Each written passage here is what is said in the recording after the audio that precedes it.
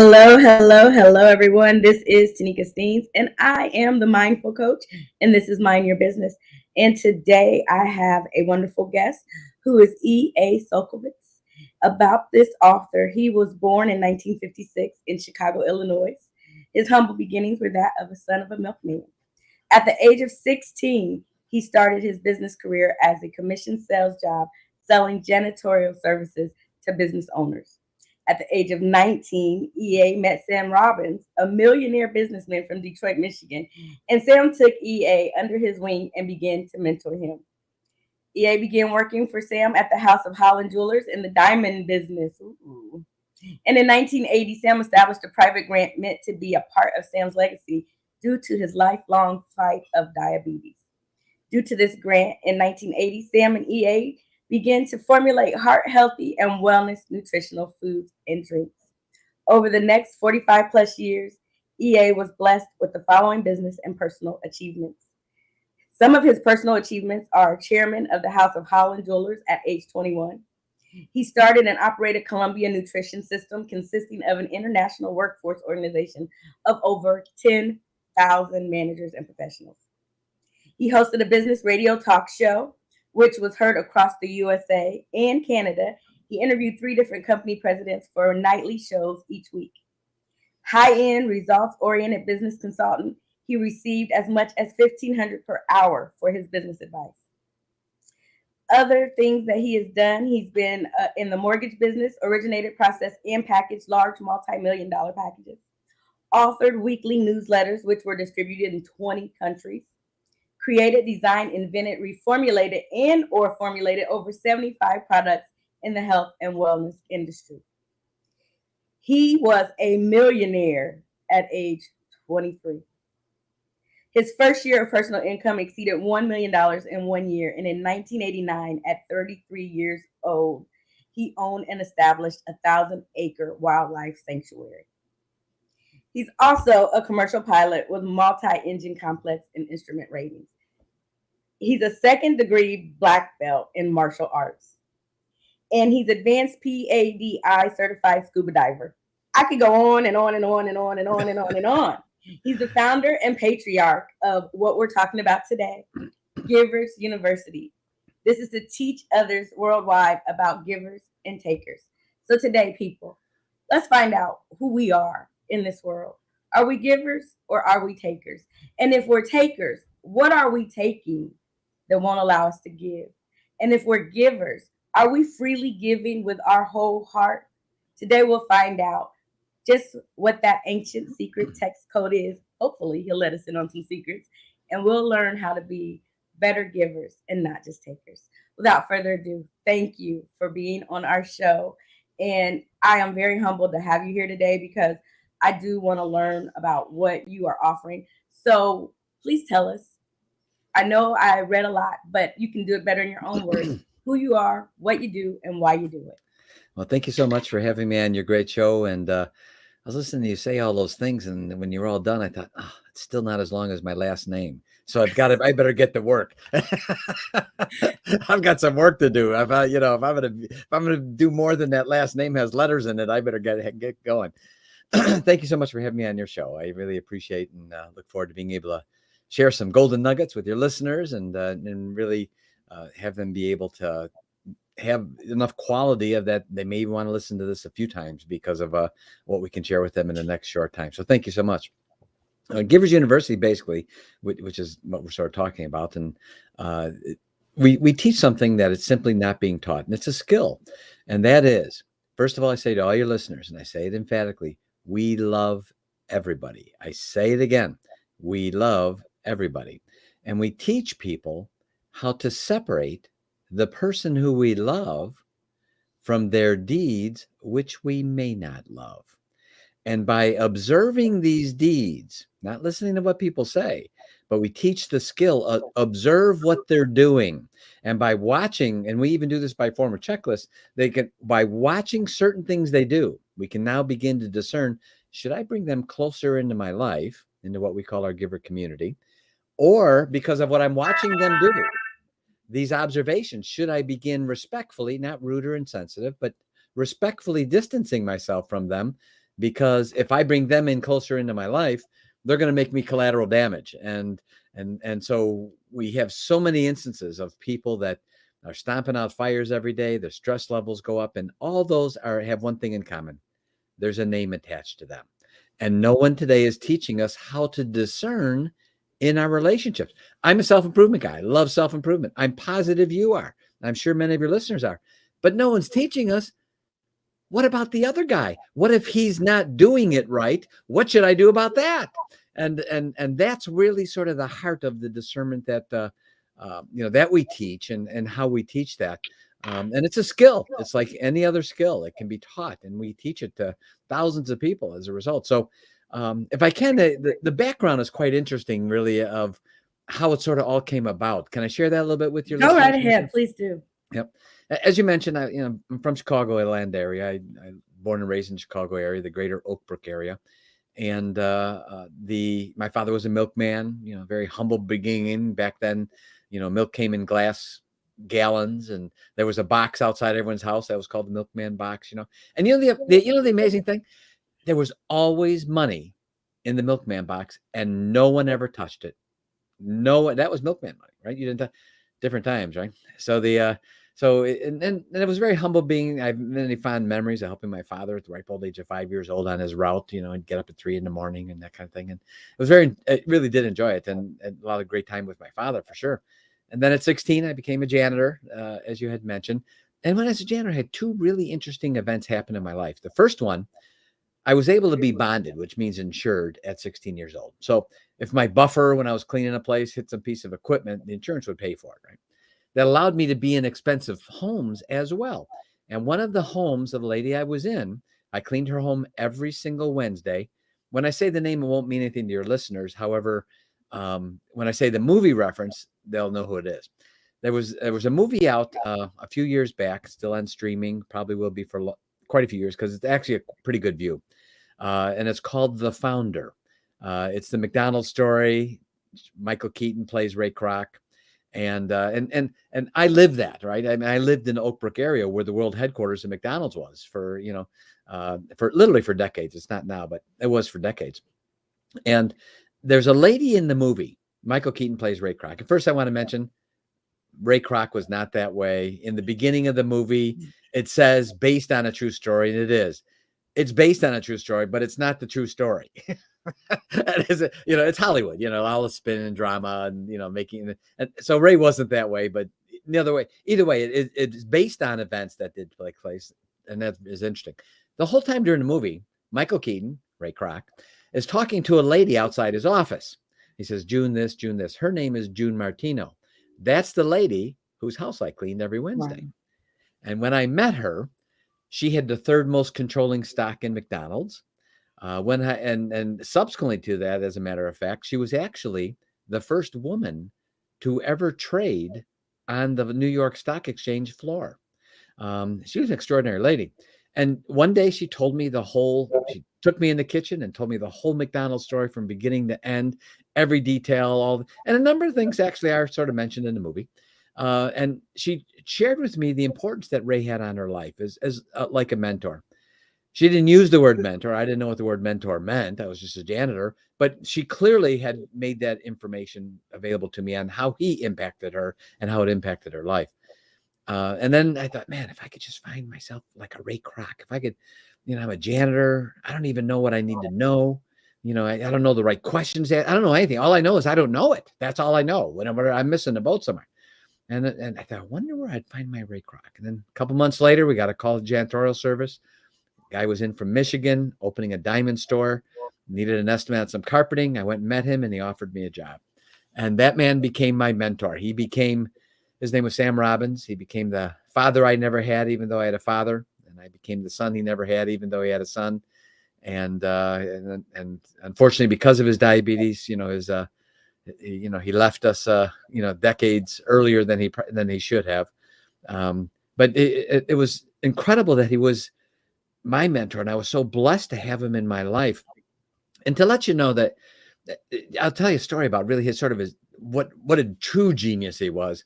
People use the word genius, and I don't believe in the genius IQ thing. I just don't believe in it. I've met too many educated idiots in my life, that Yeah. they have all the book information, they can spew it all back at you, but they have zero execution and implementation skills. They can't take any of that stuff they read in a book and make it into, actual content, if you will, and that's something that's very usable. They think it is, but it really isn't. And so, but he was what I call a puritanical genius. I mean, the kind of guy that you could talk to him for 10 minutes, he could look in your eyes and he had you pegged. He knew it was like your whole life story. And to share with you a fascinating thing that happened to him that he shared with me, and it sort of lays the foundation of how Givers University came about and what we do.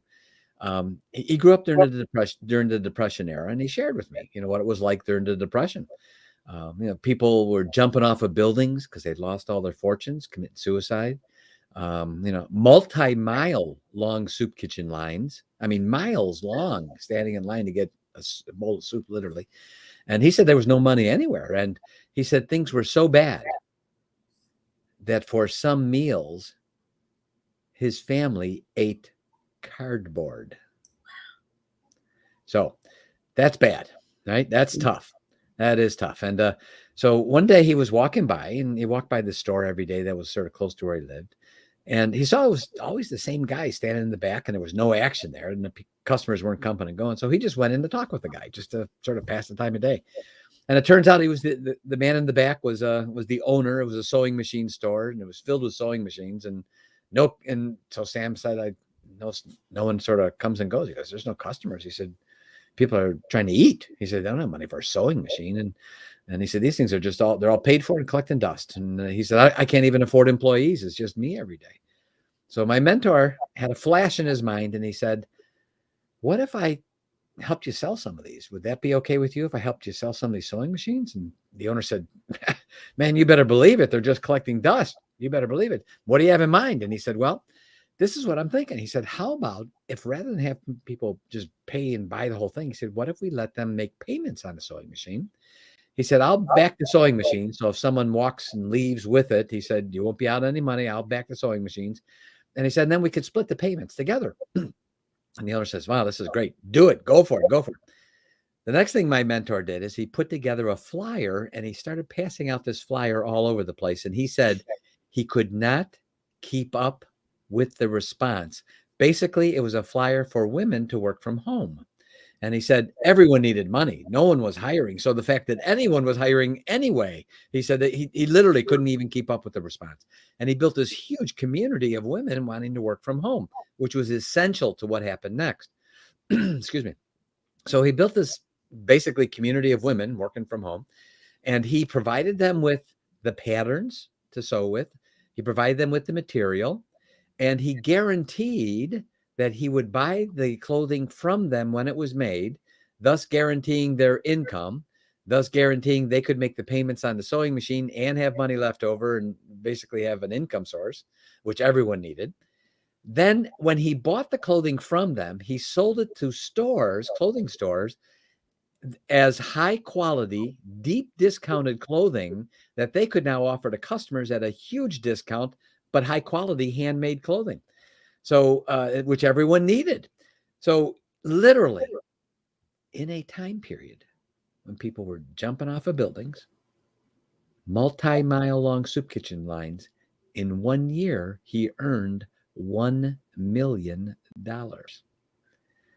Now, I have to share with you, that's an extraordinary circumstance to be able to think of. First, he solved the problem for the man that had the sewing machine store. Then he solved the problem for so many people that needed to earn an income that there was no one was hiring and they needed money. Then he provided an answer for the store owner who now could provide this deep discounted clothing that was all handmade, and provide an answer for the customers who now could get deeply discounted clothing that they all needed that was high quality. So he shared with me this story, which to me was astonishing. And at the 19 years old, my very late teens, I finally asked him one day, I said, Sam, will you teach it all to me? I mean, just teach me everything. Don't hold back. I want to know it all. And he said, okay, I will. But I'm going to ask one thing from you. He said, when the time is right, and you will know that time, I want you to teach as many people as possible everything that I teach you. Mm. And so at 19 years old, I made a vow. I made an oath to this man, Yeah. Sam Robbins, that today has manifested itself as Givers University. So that's Givers University, and that's how it came about. Wow, that's awesome.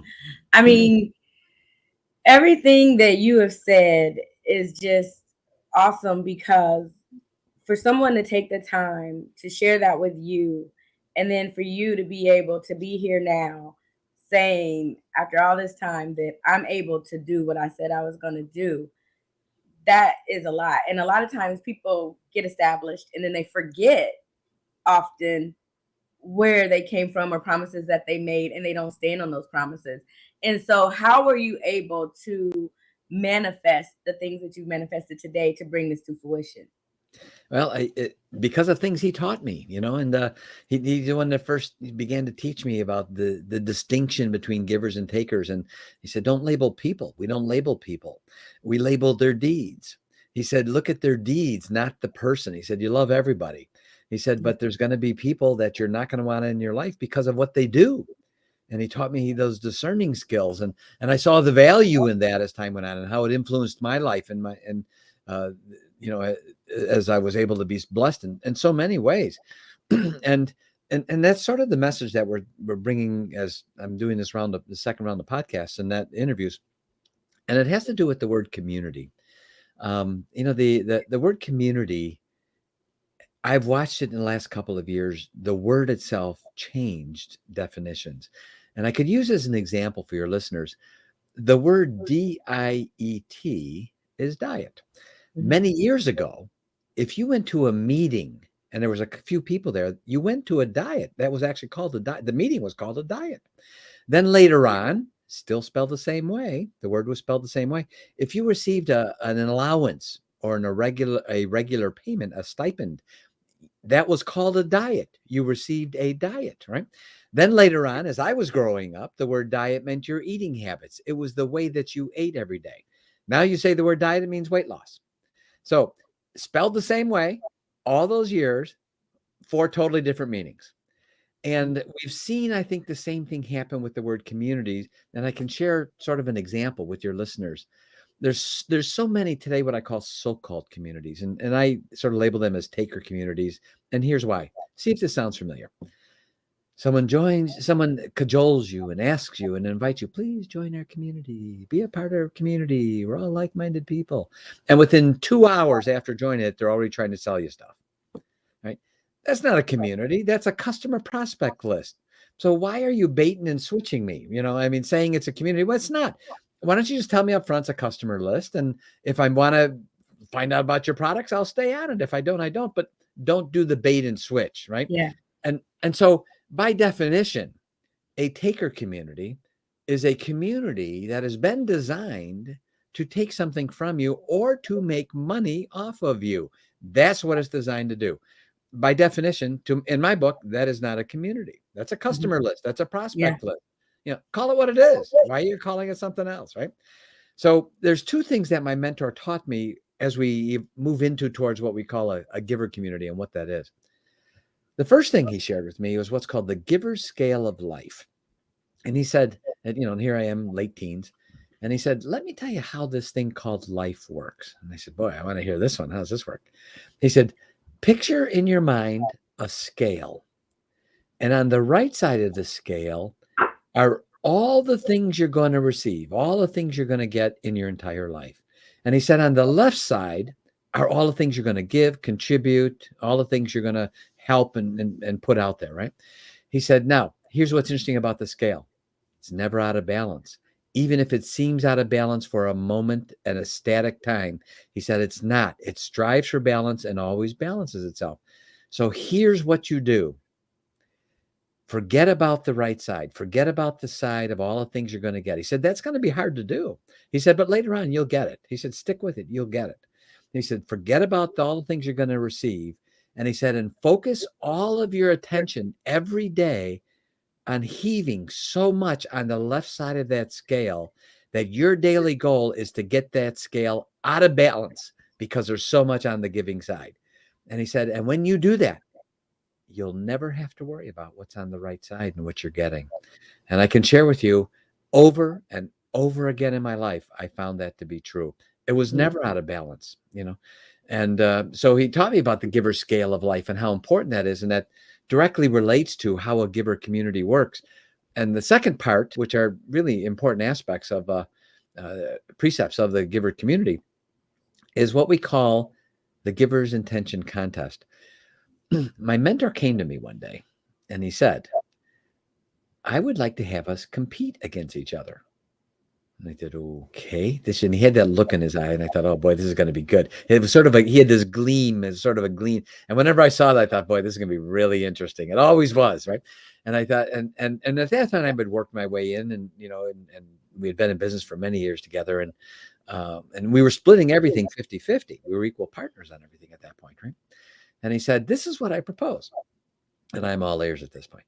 He said, I propose that we compete, that whoever earns each other, right? Another competition is to try to earn the other person more money than they're earning you. He said, so I'm going to, and whoever the loser is, they have to buy the winner anything they want. I said, wait a minute. Before I agree to this, let me repeat this. I'll make sure I understand this. What you're saying, Sam, is that you and I, every year to year, we're going to compete to see who can make the other one more money.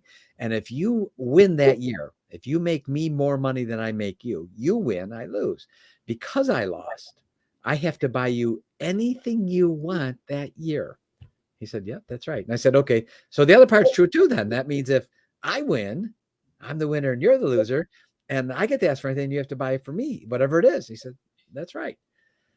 So I took a deep breath. I still even remember the deep breath, by the way. And I took a deep breath and I said, okay, let's do it. Let's go. Right. Well, I have to tell you, the first year, he beat me so bad it wasn't even funny. I mean, it was brutal. I mean, he beat me so, and I lost the contest. He made me more money than I made him, and I paid cash for a house for him in Florida.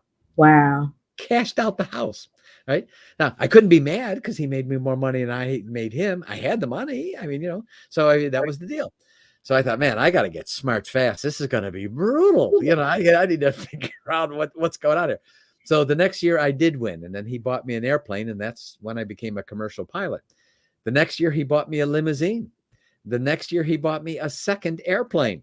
And so I had two planes and a limousine, and here I am at 35 years old. And then it dawned on me what he really had done. See, I told you how when he was a young child, for some of the meals, he even lived on cardboard, right? So he had an extreme case of diabetes. It took his life earlier. And at this point in his life, his health was deteriorating rapidly. We both knew it. He knew, this was the genius of what he did. He knew he couldn't keep up with me. He knew it up front. He wanted me to win. He wanted me to win every year because we were splitting everything 50-50, and he didn't want my mind to get goofed up because he couldn't keep up with me physically with the hours and the pace and everything else because his health was deteriorating. He wanted me to win. And I remember thinking, what kind of man comes up with this? What kind of person thinks that through and crafts this in their own mind, forecasts in advance that my mind might get goofed up because we're splitting everything, crafts this whole incredible contest idea, and then follow through with it? What kind of person does that? A true genius. And that became, because it was such an important lesson for me, that became what we call the giver's contest intention. That means we approach something with the intention to having everyone else get more out of it than we do. Wow, that's beautiful. That has to take some strict discipline. It does. So, again, you said this isn't something that you just do overnight. It takes work and it takes practice to get discipline in this mindset. So, first, wrapping your head around this concept of, okay, your whole goal is to give more than you're getting, first off, because you don't want to lose, right? You don't Right. want For to sure. lose. For sure. For sure. But if you lose, you're still a winner. That is intriguing. I thought, man, he crafted this whole, just came up with it. And I thought, man, that is, I mean, I was so blessed to have that thought process in my life. So I could just ask him any and every question, Yeah. and how it blessed me over and over and over again in so many ways. When there were times where he proved to me he was more out for me than I was because of my own ignorance and impetuousness, right? Yeah.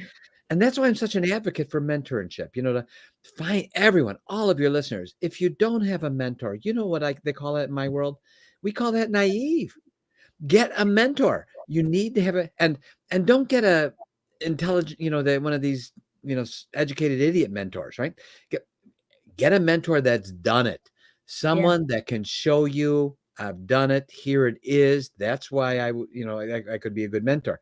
Not someone who just has memorized the information. There's a big difference between having actually done it. And so as a part of that, what our real quest with Givers University now is to teach people step by step how to build their own community around them. How do you do that? And there was a book out. It's an awesome book. I mean, it's called Think and Grow Rich by Napoleon Hill, and and Napoleon does a masterful job of explaining something called the mastermind. And certainly when he wrote the book and brought that out, it was a novel concept. No one had ever heard of such a thing, right? But he never really gets into how do you do it. He explains what it is and how it works, right? Yeah. So and I personally have seen the experience of people who have gotten together and he said, let's form a mastermind group. And then 2 or 3 months later, it just sort of dissipates and everyone just sort of goes their way, right? And I always thought, why is that happening? Why is it dissipating? And so we went on a quest as to find out why do those group of people that come together, why does it sort of dissipate and they go separate ways? So I want to share, if I can, not only the different kinds of communities, but also the 7 steps with your listeners. How do you do it? Here's the 7 steps you follow in forming your own community. So if I can share that with your listeners, I think it'd be something really valuable for them. Is that okay? Absolutely. Yep. I gotta get my notebook here. Gotta get my notebook so I can take some notes. We used a term with Givers University instead of Givers Community. We say community loosely, but it's actually we use the term junto, and a Say junto. that term again. Junto, Junto. Okay. And a junto basically is a group of people that get together for a common interest or common purpose. That's a junto. The history of the word, which is a little interesting, it dates back to the 1600s, and it's a Spanish word. And in the 1700s, it began to be used a little bit more by a gentleman by the name of Benjamin Franklin. And he made the term a little more well-known. In 1727, Benjamin Franklin formed a group of 12 friends. He got 12 friends together, formed this group. He named it initially the Mutual Improvement Club. And later on, he called it the Junto. And then later on, he called it the Leather Apron Club. And they met every Friday. And they met for a couple of hours. And they talked politics and ethics and morals and business and family. And they talked about all aspects, so many aspects of life. And that was back in the 1700s. And it could arguably be said that our very Declaration of Independence can be traced back to those conversations he had at his junto. And so no one can tell me that a group of 12 friends cannot be powerful. And so we want to teach people, how do you do that? How do you go through that process? So we have identified 3 kinds of givers juntos. The first one is called the greater junto. A greater junto can be any size. And with modern technology and Zoom and everything else, you can have members all over the world now very easily, right? A good example of a greater junto would be like the Salvation Army, would be a good example. VFW would be a good example. Lions Club maybe. There's many good examples, right? And this would be a worldwide where they may have chapters and groups of people meeting and working together. The next would be a Givers Insider Junto. This would be a junto of 2 to 12 members, much smaller, more close-knit, more intimate group of members. A good example of this would be Ben Franklin's Leather Apron Club. That would be a good example, right? And then there we have what we call the Giver's Millionaire Junto. This is a 2 to 12 vetted millionaires, genuine millionaires that are forming together and getting together for an important common purpose or interest. And a good example of this goes back, we could use Henry Ford's example. In 1915, Henry Ford formed a junto. It consisted of him, Thomas Edison, everyone knows who he is, the inventor, right? Harvey Firestone, who owned Firestone Tires, and John Burroughs. John Burroughs was a writer and a poet. He also, interestingly enough, was a federal bank examiner. So he must have been the money man. I don't know. He must have been. But there was 4 members in Henry Ford's millionaire junto. And they named themselves the 4 Vagabonds. And they actually used to travel together, and it sort of got in the media a little bit, and people started trying to hitch a ride with their travel, and then they started meeting privately again. And also a good example of the millionaire junto is the relationship, just 2 members, myself and my mentor, a millionaire mentor, right? That would be a millionaire junto. So to build a junto, there's 7 steps. And these 7 steps we use to help people remember. It's an acronym, and it spells out the word discern, DISCERN. Those are the 7 steps. The first step is D, decide. How do you decide? And that you have to decide who you want to have in your junto. Who is it, right? How do you decide which ones? Everyone says you got to do these things. Decide who you have. Well, all right, that sounds good, but how do I do that? How do you decide? There was like a few interviews back. This gentleman said, "Oh man, this is really great stuff. I read this book. It said I had to have 5 good people around me." I said, "You're right. You should." One question: which 5? He stared at me with his blank glass. You see my point? No one's teaching us which 5 in our lives, in our social circles. No one's teaching us which 5, right? And so we actually have a checklist that we make available. It's absolutely, by the way, we do all this free. We do it free. We want people to do this because we know the impact, and we're committed to getting that giver's life scale out of balance. We're committed to putting so much on the giving side that the right side never even has to even ever be thought about. So we actually have a checklist, and this checklist is pretty astonishing because it's the 25 deeds. These are 25 separate deeds, things that people do, not what they say, but what they do, and observe these deeds. And then right next to it is the 25 deeds of takers.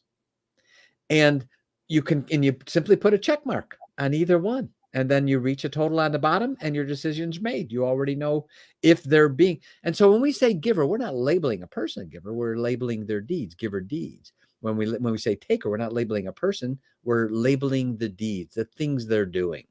So we help people by literally a 25, we call it the 25 do's, the 25 do's checklist that we give them absolutely free, that they can print off. We want them to download it, print it off, put it in your pocket, give it to others, put it out there. One of the best things we could all do that helps us benefit is be more discerning in our relationships.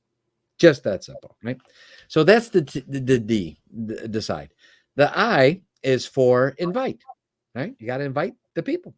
What do you say? How do you invite them? We teach them how to do that. We even have little tiny 6-7 minute audio clips you could send to someone that sort of sets the stage for what you're wanting to do. So the I in discern is invite the people, assuming it was 12, invite the 12 people. S in discern is for seed. Now with the giver's junto, now they may want to form, your listeners may want to form any other kind of junto. And that's great. We want them to do it, right? So I'm using an example of a giver's junto, which they would do, that we would help them do much more intimately with Givers University, which again, we do absolutely free. We want them to do it. We know the benefit and power that comes out of this. So the S in discern stands for seed. And this is where a person would meet with the potential members and do a few things. Number 1, they explain the 3 pillars of a giver's junto and the 1 intention. And this is so critical because the purpose of this seed is to get an expectational agreement up from them up front, and to say, this is why we're meeting. This is what we've all agreed to do. and we're all holding each other accountable to do this. If you're not able to agree to this, no problem. We love you. It's just not a good fit for you. That's great. No problem. But if you want to agree to this and you do agree to this, we're all going to be accountable that we are going to be doing this. So it's an expectational agreement, an agreement up front, a vow up front that we're all, the part of this group is going to do this.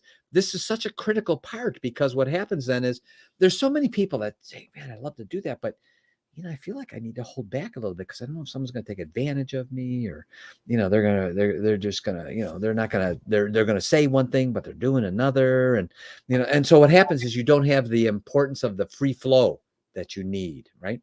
And so the expectational, this is the agreement we expect. That expectational agreement up front is critical. So the 3 pillars of a giver's junto is, the first one is our credo. The Givers University credo is give to be great. Simply put, you can be great by giving. You don't have to be great by taking. Our pledge, the Givers University pledge, is to help every Givers Junto member lead a life of predictive, massive, and exceptional happiness, freedom, and greatness. That's the pledge everyone takes up front. They all do it up front. Right? And the next one is our labor of love. This is so important, having a labor of love, being a part of something that's way bigger than us, something great, something world changing. And we're actually announcing now our labor of love. We're actually going to put it in full gear this fall. It is going to be a spectacular event that takes place. But the Givers University labor of love is, simply put, putting an end to hunger, one zip code at a time. And this is something that's near to my heart because of what happened with my business mentor. Because of his hunger, even in his later years, he had plenty to eat, but the nutritional hunger was still in his life, and it took his life early. And with his diabetes. So to end hunger, one zip code at a time. And we actually have a plan of exactly how to do just that, right? And so those are the 3 pillars. And then we have what I call the one intention. So it's 3 pillars and one intention. The intention is that every member commits to up front is the giver's contest intention. The contest that my mentor came to me with and said, we're going to compete against each other. So each member of this, assumably 12 people, all have to agree up front that they are going to do their best to outcompete against the other 11 to contribute more to the group than they're getting back. And the other 11 are doing the exact same thing. Now tell me, what comes out of a group like that? Wow. It's got to be a lot. It's powerful. Yeah. Extremely powerful, right? And then you're getting that thing that Napoleon talked about so much in Napoleon Hill, wherever 2 minds come together in a spirit of harmony, a third mind is formed. See, you need that free flow to make that happen. And when people are holding back and they feel they need to protect themselves. So that's the importance of the upfront agreement that everyone's held accountable. And hey, if you fall off the rails, no problem. We'll talk about it one time. The next time you're off the rails, God bless you. We love you. It's just not a good fit. We need to get someone else. No problem. No problem. So the C in discern is convene. Meet on a regular basis, whether it be weekly, like Ben Franklin with his Leather Apron Club. They met every Friday. It could be every week, every month, every quarter. Just convene on a regular and a consistent basis. Give consistency to it. E is to establish, the E in discern. Give the junto an identity. Come up with a name together, whether it be the Leather Apron Club, like Ben Franklin, or the 4 Vagabonds, with Henry Ford. Give the group an identity, give it a name, because that helps with the camaraderie and the glue of the group, that they're all a part of it together. So that's the E, which is established. R is rotate. Have a different chairperson. Every time someone is a different person's sort of in charge of the meeting or the agenda that time. And if they want to have a giver's junto, we actually send them and provide them an agenda. These are the questions you ask. These are the things you do to help give a sense of structure to the meetings. And these are the questions to ask everyone in the group this week or this month or whatever, or at your next meeting.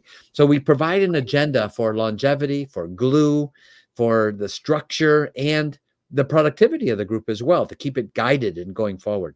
So the R, rotate, have a different chairperson each meeting. And N is for numbers. Be a part of multiple juntos, seed and establish other junto.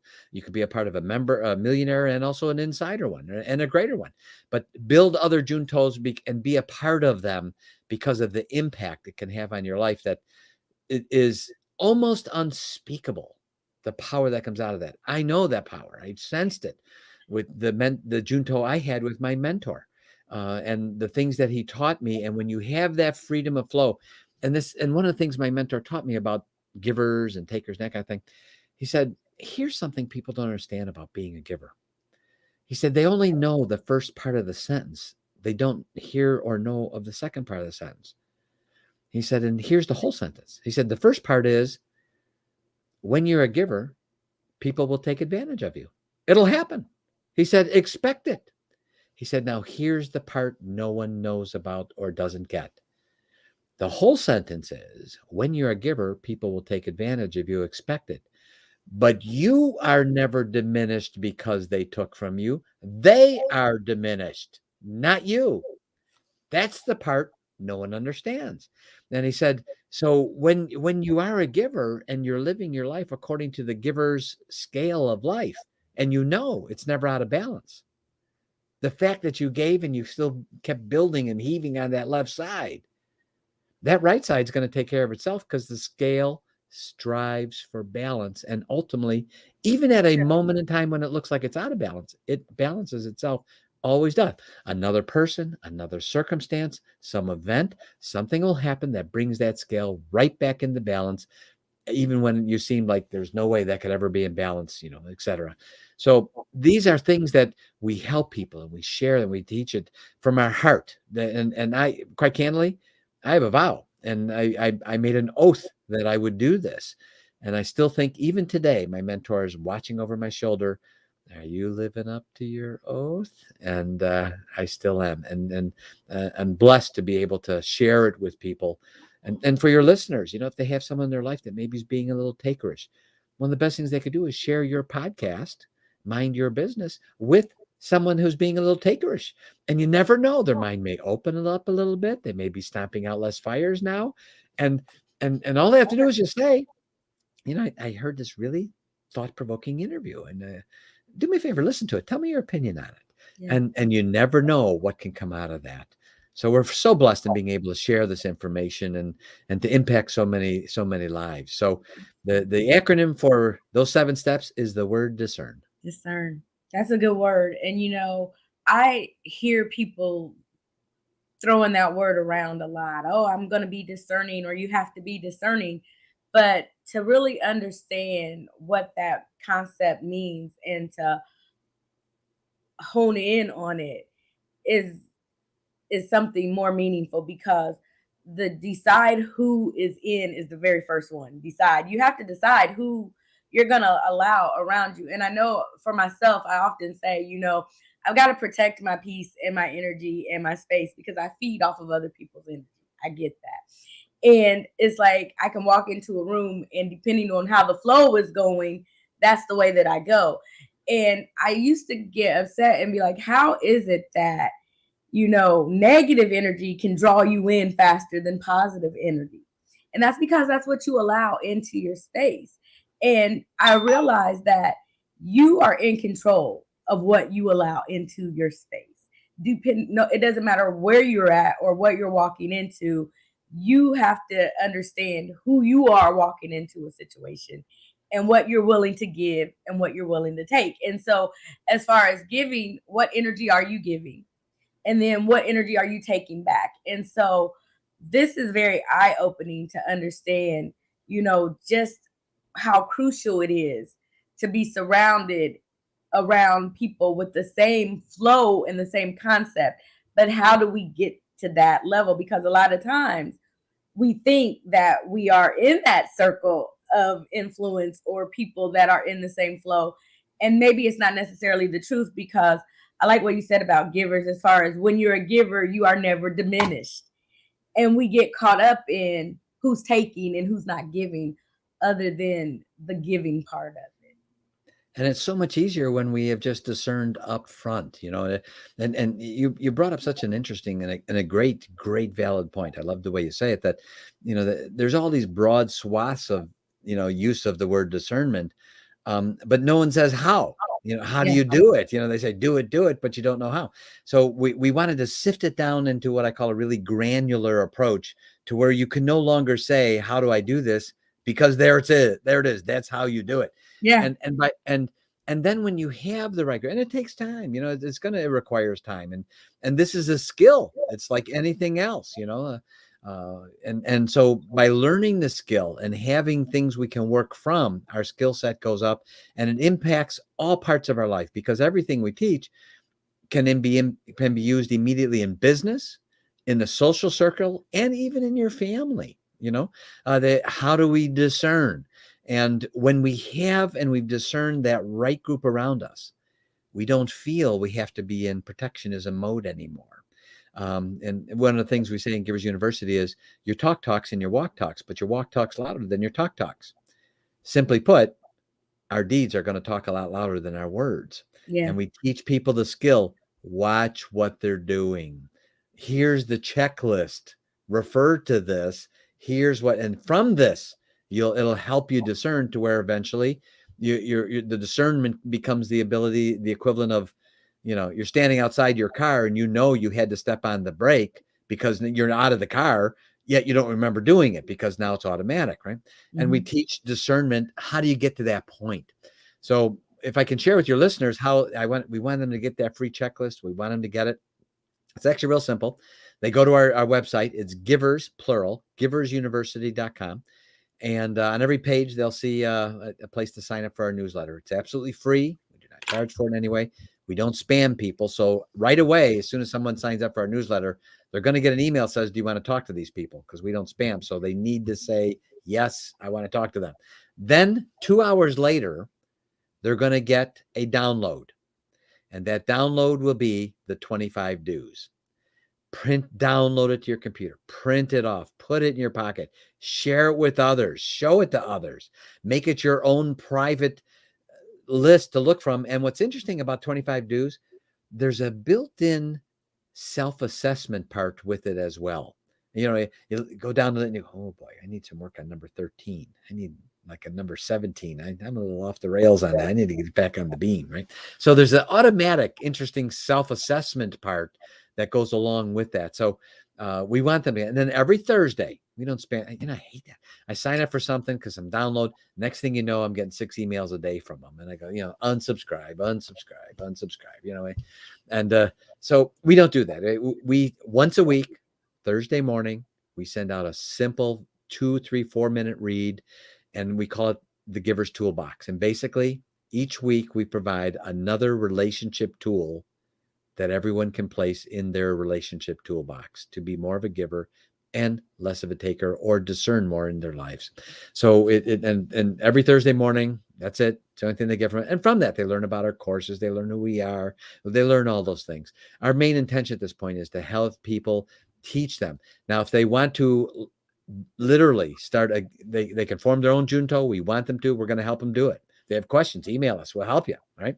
If they want to form a Giver's Junto with Givers University, then they can, when they go to the website, go to the hamburger in the upper right-hand corner and look and click on that, and you'll see tabs come up, and look for the tab that says Givers Junto. And there are 6 choices there. 3 that have to do with forming a chapter. So someone could form a greater chapter, an insider, or a millionaire chapter, or they can be a member and they want to be associated with a member, and we'll help connect them with another group. So they just simply say, could you send me more information on this? They select which one. And then we will get back to them and help them with whatever they want to do with their own Giver's Junto as well. So we're totally committed to this, and we're just having the best time. It's so much fun doing it. And the response that I'm getting from people say, this is just one of those things we need to hear today, because companies opening and closing faster than ever before in history, products being antiquated overnight by brand new products. When it's all done, what do we have left? Right. Well, the answer is our relationships. And if we're not being taught how to discern those relationships, we don't have that when those things are gone too. But when those things are gone, we still have our relationships. And next thing you know, we're on to the next thing, the new company, the new product, whatever that is, as those things speed up and go faster and faster. So one of the best investments we could make is in our relationships. And that has to do with what you teach, which I think is so well. And that is your relationship with you. We can give with ourselves. There's so many people that are takers from themselves and they don't realize how they're taking. And they have an impact of that takership from themselves. And I appreciate the fact that you teach people how to give to themselves and how important that is, and protect that space. And then when you have the right people around you, then you can give freely and bountifully and not feel you have to protect yourself. So thank you so much for having me on your great show. It's such a blessing and such a pleasure. Thank you. I appreciate you so much. I thank you for sharing this, because this is something that I've never heard of before. But I totally love the concept of it, as far as being able to help others, because sometimes I get caught up in wanting something more for others than they want for themselves. Oh boy, been there. And I'm like, it can't just be me. I can't be the only person that feels this way. And sometimes people will think you're strange, or that you have an agenda, or you're out to harm them in some type of way, because they don't understand what it looks like for goodness to come to them. And when you are a giver and you understand what it is to give freely and to let love flow, it's easy for you to do. But when someone doesn't understand how to receive it, and I think that's one of the things too, if you will, before we go, talk about how we receive that. Because a lot of times we can give, but we have to know how to receive, and nobody teaches that either. That's so true. It's so well said. And I really liked what you said there, because that happens so many times. I know you have too, where you genuinely, you almost feel like you want to shake them and say, don't you know, I want this for you, Yes. and then you say, I'll tell you what, I'll even do it for you. I want you to have so much to do for it. And then what happens is, then you say at some point, okay, I've done this for you. Now it's your turn to do it. And then next thing you know, you get bit in the south side of a northbound horse, and now, because you say, well, that was the deal. You were supposed to do it at some point, but now I'm the bad guy because I said you're supposed to do it. So it really comes down to, I could tell you're laughing because you've been there, and I so have been there more than once, and I really have had to train myself, how that's just the way it is. And I've just got to get my head around the fact that they're not ready yet, that they're not at the point. So we share and we give. And I do believe, in the constant dropping of water will break even the most solid stones. But we want to do it in such a way so that we're giving, but we're giving in such a way so that we're giving it to those who are going to be the ultimate beneficiaries, and not those who are just doing it because they have no other reason than to be a taker.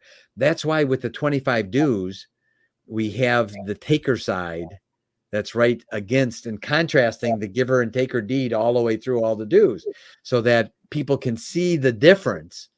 Because what happens is, as a child, we have no difficulty receiving. We have, as a child, we receive, and we receive all.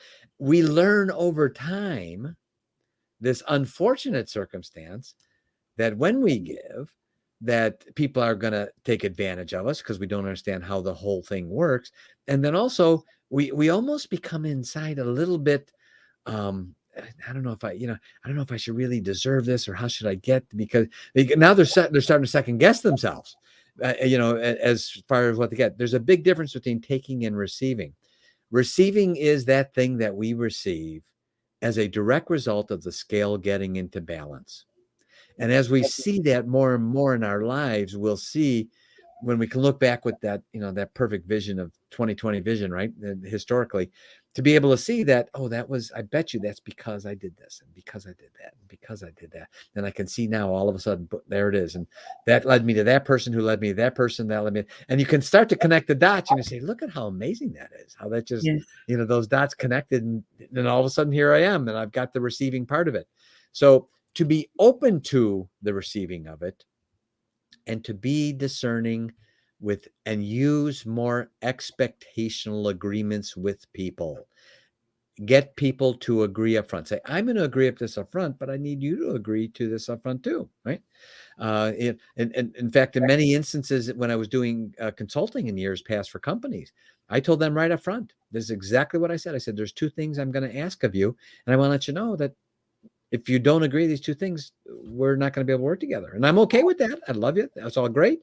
But these two things you need to agree to up front. Number one, if I wow you and over deliver with everything you expect, I want you to put that in print on your letterhead, and I'm going to show it to other people. And if they call you, I want you to back it up.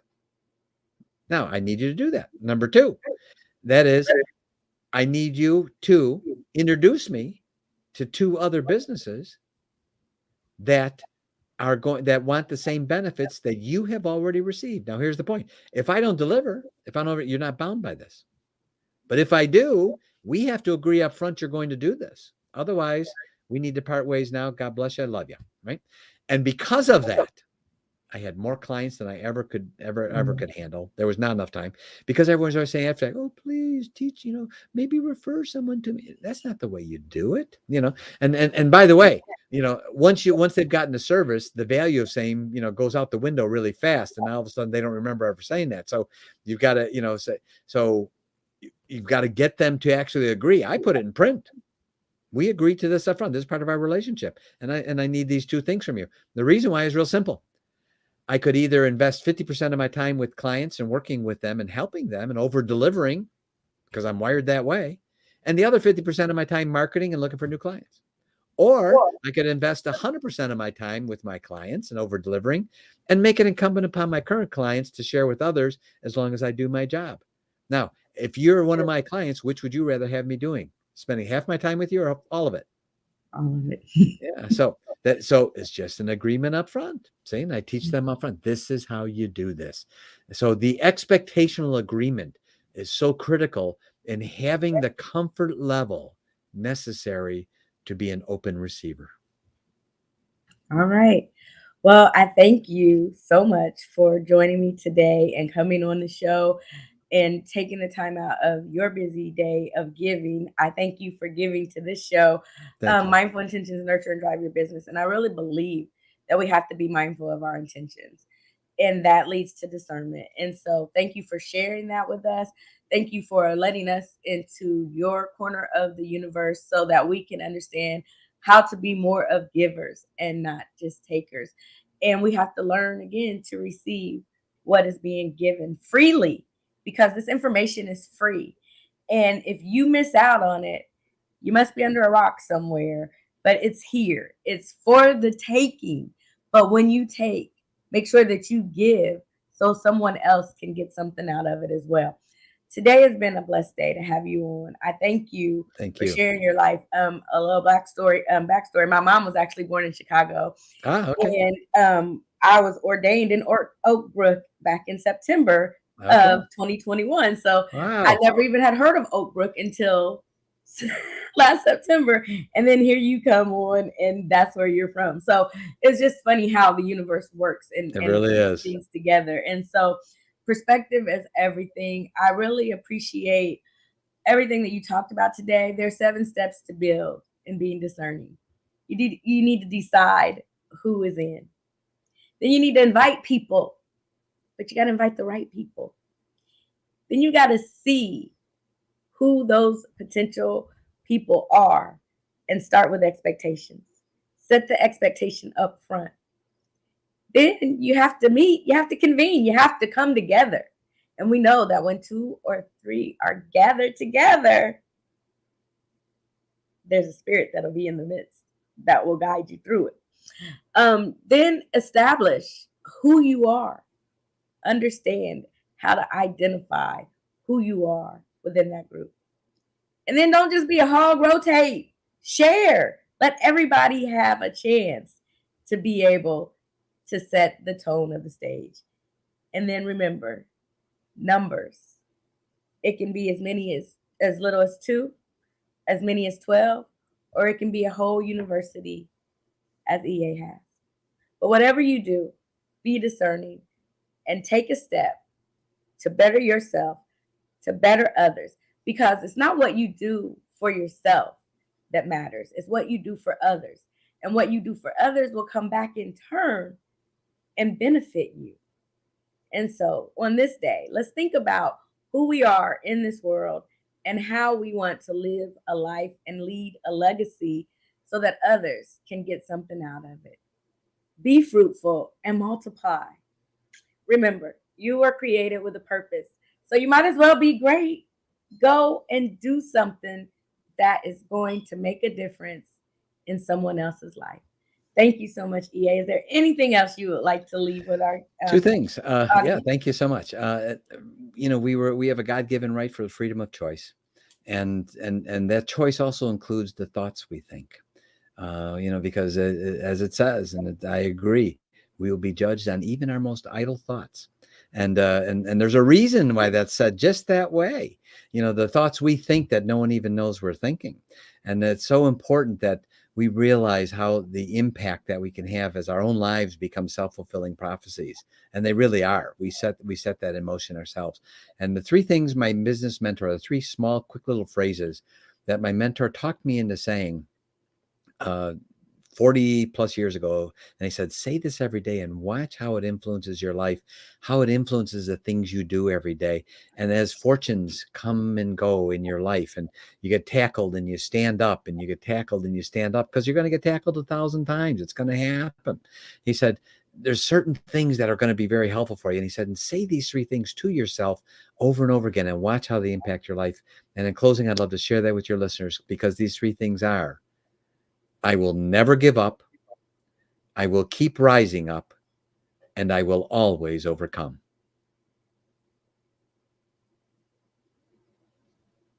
All right, I'm writing it down. I will never give up. I will keep rising up, and And I I will will always always overcome. overcome. All right. That's beautiful.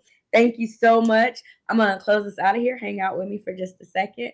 Thank you again for joining us today on Mind Your Business, Mindful Intention, Nurture, and Drive Your Business. If you want to know more about how you can become a giver, go to giversuniversity.com. There will also be a link on our website, yourfullmindlife.com. If you go there, you'll be able to get to the link and just find out what you can do. You can form a small group. You can get a mentor. Don't just start trying to get a group together all of a sudden. First, take the steps to learn what it is. Get a mentor, get a coach, get someone in your life that can speak into you, that you can trust, that you can feed off of, that can pour into you, that then that way in turn you can go out and pour into others. And then you can start bringing other people together. But first, work on you. Get yourself together so that you can be in the right mind frame and the right place to be able to help others the way that you would like to be helped. So until next time, thank you. And remember, again, you were created with a purpose. Go be great.